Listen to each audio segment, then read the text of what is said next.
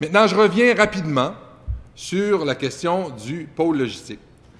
J'entendais la députée de Soulanges amorcer son intervention en disant « Ce n'est pas une décision politique. Le seul fait qu'elle s'en défende, Monsieur le Président, m'apparaît pour le moins suspect d'emblée. » Remarquez que, Monsieur le Président, que le gouvernement nous annonce des crans d'arrêt.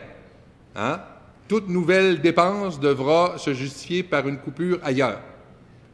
Or, on a vu disparaître du budget et du PQI des dossiers comme le SLR, comme l'autoroute 19, et tout à coup, on voit apparaître le dossier du train de l'Ouest.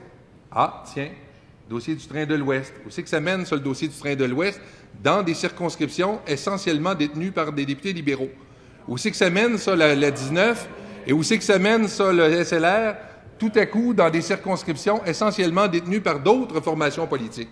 Et là, Monsieur le Président, on nous dit que ce n'est pas une décision politique que d'établir le pôle logistique à Vaudreuil-Soulanges plutôt qu'à Contrecœur. D'abord, Monsieur le Président, je vous signalerai que je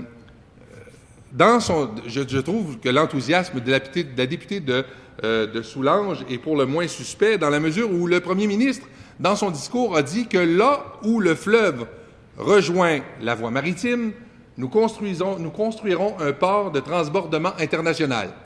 Monsieur le Président, là où le fleuve rejoint la voie maritime, c'est ni Vaudreuil, ni Soulanges, ni Contrecœur, c'est Saint-Lambert. Alors là, il faudra qu'on soit un peu plus précis quant au lieu où sera établi le pôle logistique, Monsieur le Président. Mais une chose est certaine, la députée de Soulanges évoquait, à mots à peine couverts, la création d'emplois qui découlerait de l'installation du pôle logistique à Vaudreuil-Soulanges en Ontario.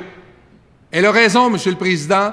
L'établissement du pôle logistique à Vaudreuil-Soulanges va favoriser les centres de distribution en Ontario, va favoriser le port de New York, qui est le principal concurrent du port de Montréal. Le port de Montréal, qui est notre principal vecteur d'exportation. L'exportation, Monsieur le Président, qui est absolument vitale pour notre développement économique.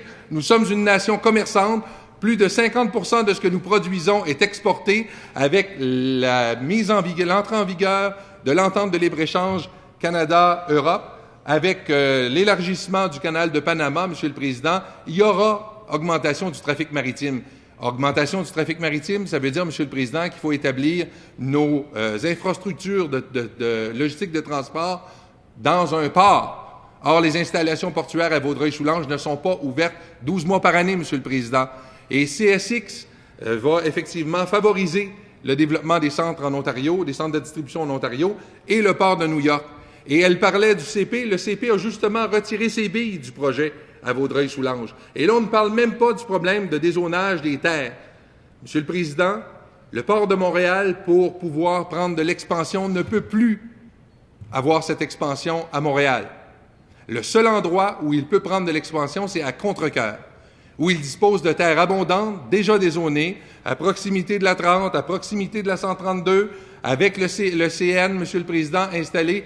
Donc, il nous faut établir un pôle logistique, certes en Montérégie, mais la logique économique pour le Québec voudrait qu'il soit à Contrecœur. On comprend que le gouvernement a pris des engagements politiques.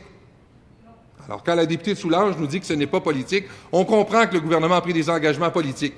Mais moi, j'invite le gouvernement à s'en remettre à ce que voulait faire le précédent gouvernement libéral, c'est-à-dire un pôle logistique, 2 sites, Vaudreuil-Soulanges et Contrecœur, Monsieur le Président.